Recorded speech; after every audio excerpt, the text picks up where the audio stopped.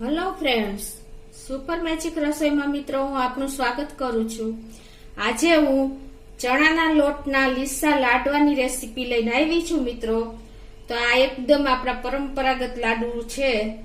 તો એની અત્યારે હું તમને એકદમ મોડર્ન સ્ટાઇલથી લાડવાની રેસીપી બતાવીશ। તો તમે એન્ડ સુધી મારો વિડીયો જોજો અને તમને મારો વિડીયો ગમે તો લાઈક કરજો, શેર કરજો અને સબસ્ક્રાઇબ કરવાનું ભૂલતા નહીં।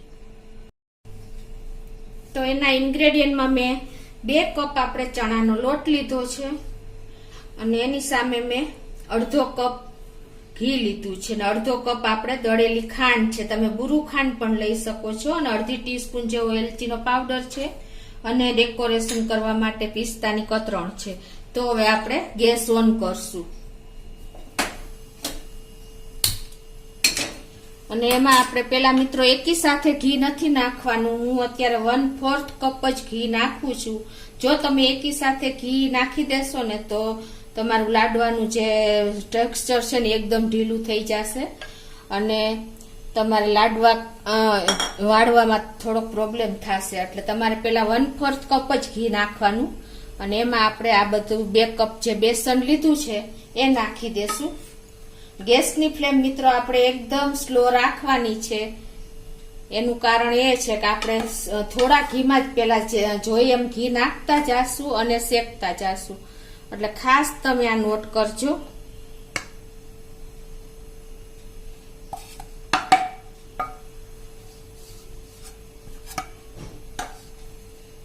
હવે આને આપણે આ રીતે સ્લો ફ્લેમ ઉપર જ આપણે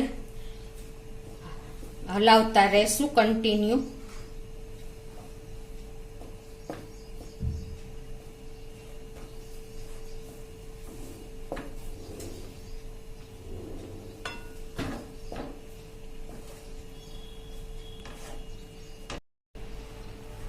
તો આ રીતે જોવો આપણે જરાય પણ ઉતાવળ નથી કરવાની। આ રીતે જો આ બધી જે ગાંઠ પડતી જાય ને એને આપણે આ રીતે ભાંગતા જાશું અને જેમ જોઈને એમ ઘી આપણે એડ કરતા જાશું અને શેકતા જાશું। એકી સાથે તો આપણે નાખવાનું જ નથી ઘી। આ એક આપણે જે કંદોઈ લોકો બનાવે છે ને એ રીતે હું તમને આ મેથડ બતાવી રહી છું।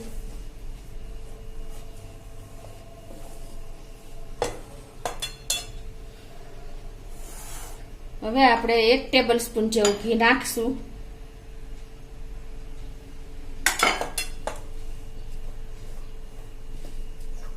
અને સ્લો ફ્લેમ ઉપર જ આપણે આને શેકતા જાશું।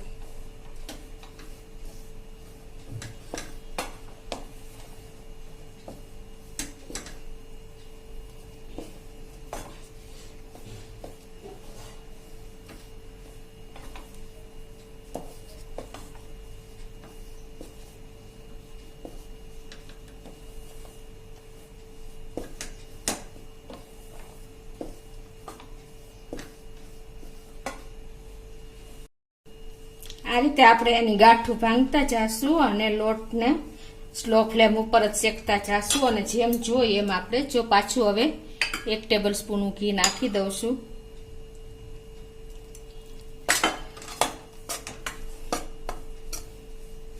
જો મિત્રો વધારે આપણું આ બેટર મોઇસ્ચર થઈ જશે એટલે કે ઢીલું થઈ જશે તો આપણા લાડવા વાળતા થોડાક ઢીલા રહેશે અને જો કોરું રહેશે તો તમારા લાડવા વળશે નહીં। એટલે પરફેક્ટ તમારે બધું મેજરમેન્ટ રાખવું પડશે અને આ રીતે જ તમારે લોટને શેકતો જવો પડશે। મિત્રો આપણે મુઠિયા વાળીને લાડવા બનાવી છે આપણી પરંપરાગત રીત, એ રીતથી આ તદ્દન અલગ છે। નથી આપણે આમાં મુઠિયા તળવાના કે નથી ચાસણી કરવાની।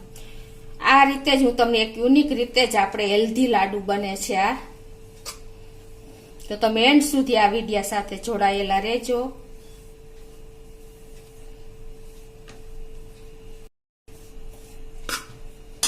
હવે આપણે પાછું 1 ટેબલ સ્પૂન ઘી નાખશું અને આપણે આ કન્ટિન્યુ આ રીતે શેકતા જાશું।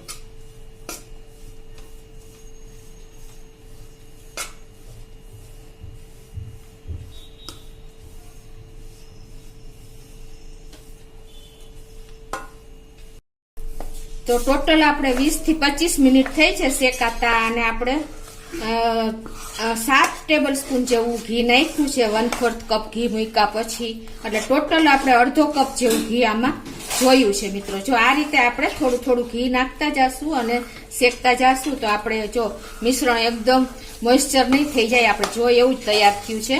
હવે એને આપણે એક પેનમાં લઈ લેશું અને એને 5 થી 7 મિનિટ આપણે ઠંડુ થવા દેશું.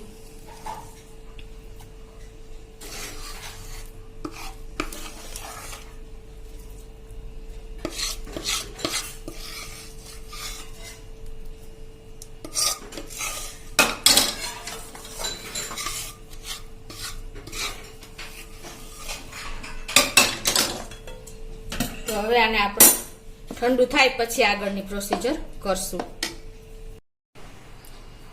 તો જો 5 થી 7 મિનિટ થઈ ગઈ છે અને આપણે સાવ ઠંડુ નથી કરવાનું, સેજ સતપ એટલે કે ઉફાળું હોય ને તો જ આપણે ખાંડ નાખી દેવાની છે, એટલે સરસ આપણે મેચ થઈ જાય.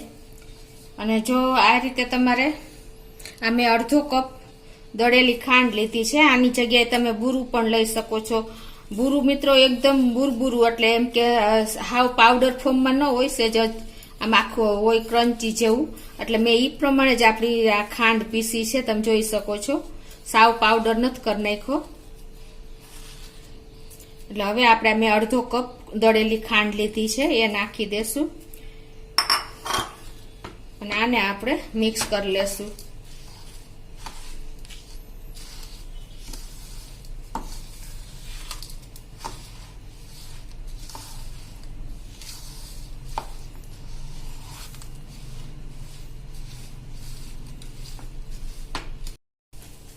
હવે ખાંડ નાખ્યા પછી આપણે આમાં મેં અડધી ટીસ્પૂન એલચીનો પાવડર બનાવ્યો છે એ નાખી દેશું.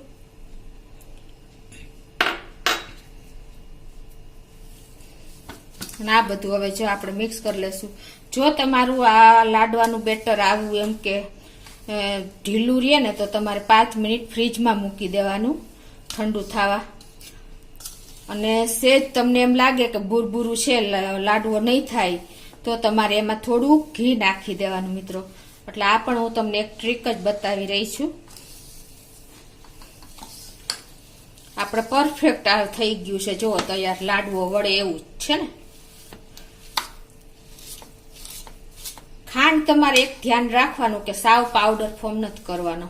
કણિયા જેવું હશે ને તો તમારે એકદમ સરસ બુરું નાખીને ખાંડના લાડવા જે વાળે ને કંદોઈ લોકો એ ટાઈપના જ બનશે.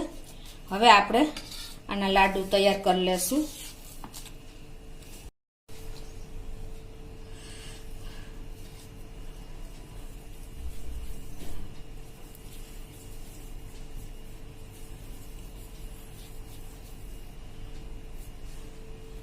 આ રીતે આપણે બધા લાડવા તૈયાર કરી લેશું.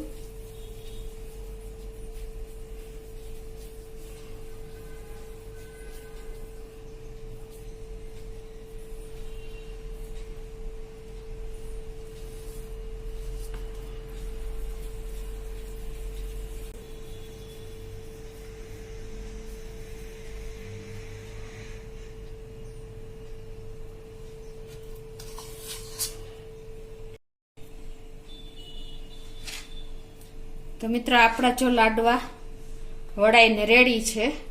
હવે એને આપણે તમે કિસમિસ કે કાજુ કે પિસ્તાની કતરણથી એને તમે આ રીતે ડેકોરેટ કરી શકો છો.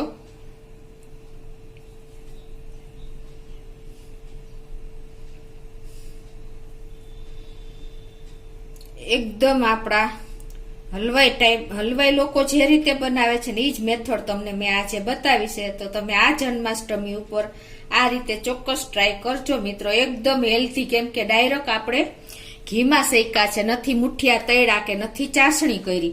અને આ કાચી ખાંડ કહેવાય, ટૂંકમાં દળેલી ખાંડના લાડવા એકદમ મીઠા, મોઢામાં જાતા આપણને ખાવાની ઈચ્છા થઈ જાય ને એવા ટેસ્ટી લાગે છે મિત્રો.